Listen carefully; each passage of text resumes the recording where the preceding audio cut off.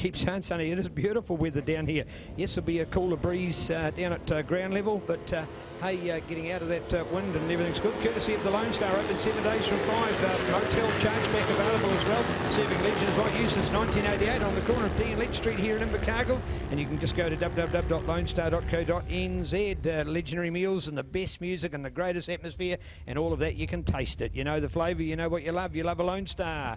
And right here, I'm proud to be supporting this event. So Lone Star, as we fire it up with Super Lights and away to a great start out there with Gav, Sean and Jacob. Of course, the big one in here is Matt Hugenboos. I've got to talk about Matthew. Unfortunately, a total accident. It was not his fault that he got, and I hate those words, taken out, but that's literally what did happen on the warm-up lap on Sunday's racing after he dominated the proceedings on Saturday. And bing, here he goes. Of course, he was Johnny Lewis was the top qualifier from last week, and then Matt Hugenboos won this equivalent race on the Saturday, went out on the Sunday, so all he's got is a lousy 25 points for that effort, and that finds him back to what is now 7th place. So watch for Matt Hugenboos. But in all of that, the good news story is that Sean Harris was able to get a update, and look at that from Sean, and there he goes. The flying Taranaki man, the man they call the Gremlin, Sean Harris, and a flying good ride out there from Sean with Gavin Veltmeyer, Johnny Lewis, Jacob Stroud, Matt Hugenboos, and back into 5th place as we check out James Knowles ahead of Mike Talbot. Mike's on a modified motocross bike. They call him Super Motard, but his one's modified a little bit more with a funny, unique little fairing in the front that's been able to give it a little bit more aerodynamics, and he can battle in amongst those super lights on the more open motorcycle with Max Olsen in there and Derek Partridge. And yes, indeed, officially to talk about our new lap record that we've got in there. Thank you, and our update of results. So now that's as we go from that last race. Thank you, Nicole Spider.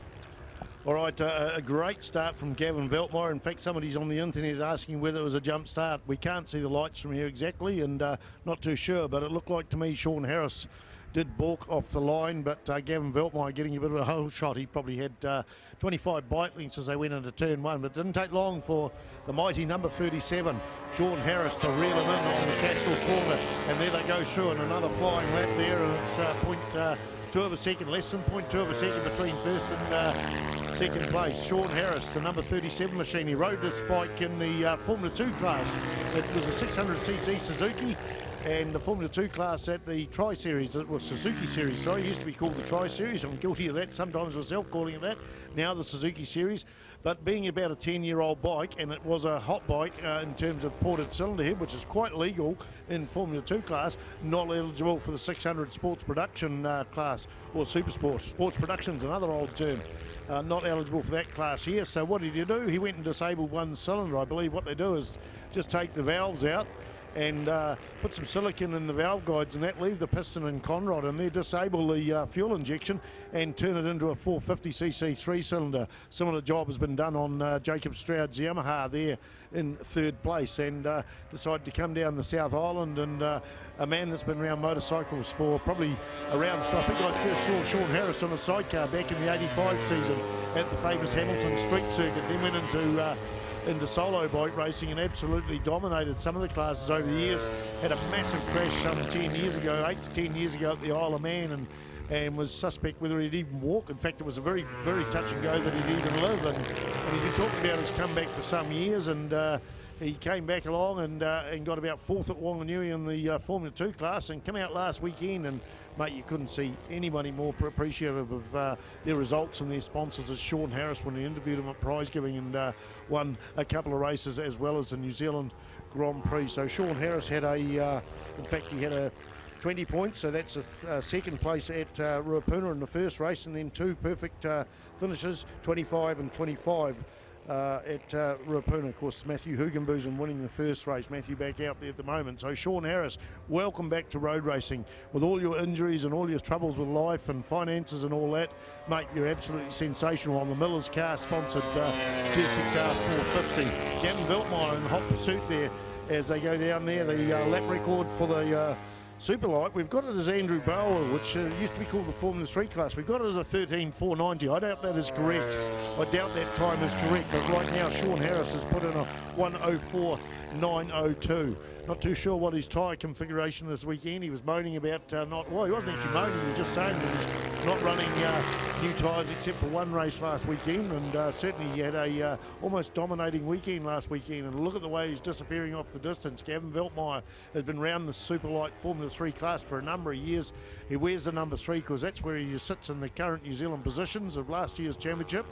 And in behind him is the hard-charging number 11, and that is Jacob Stroud doing double duties. Behind him we go to Johnny Lewis, number 54 on the Superlight machine from Nelson. Johnny Lewis raced 2 classes, I think, in the Suzuki Series.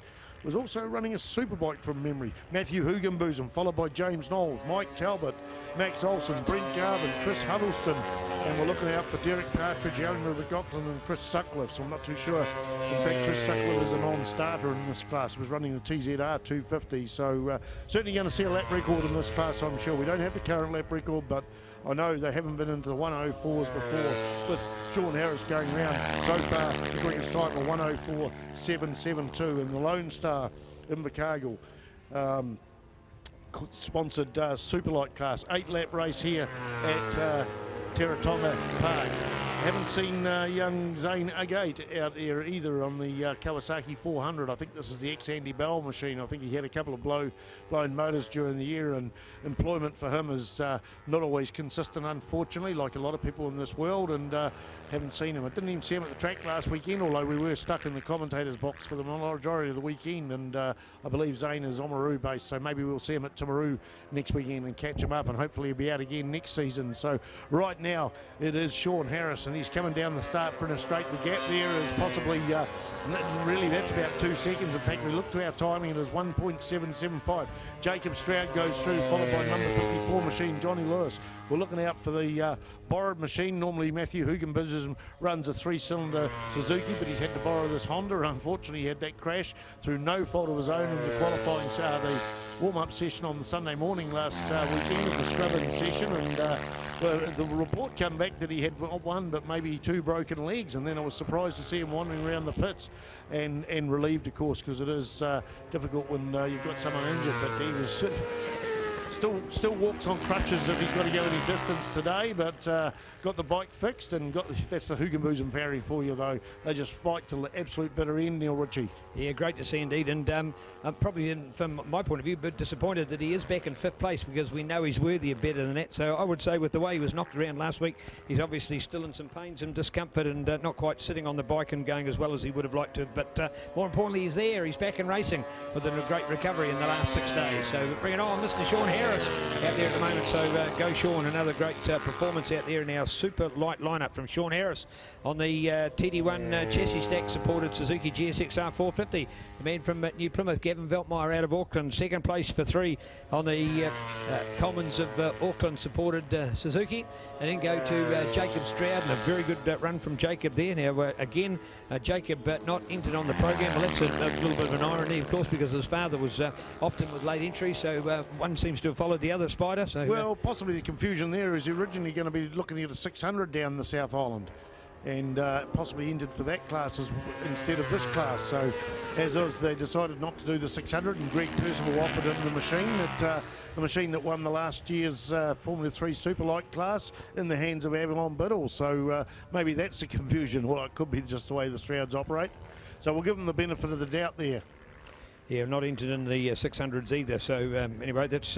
But at least more importantly, we're able to update for you. And young Jacob, great to see. Checker flag. Yeah, there he goes. He puts his hand in the air again, loving every bit of it. He was the most excited, and well done. And Jacob gets up for the second. Ahead of Gavin Veltmeyer. So there you got worthy of father and son, and the fastest by Jacob. 104. Spider will be having a look. In fact, Spider, check that out for Superlights. How close are we to that one? No. Like I say, the lap record we've got listed is a 113.490, which I think is incorrect. That's a data entry error. So a 104.682. A 104.682. Sounds pretty good for the old F3 class, doesn't it? When you think about it. Look at that. I've got the lap records here. I'm listing them down. We've got the sidecars there, and it goes 58.8 for the fastest lap today of Andrew Stroud, which is not a lap record, but 104.682 for another Stroud.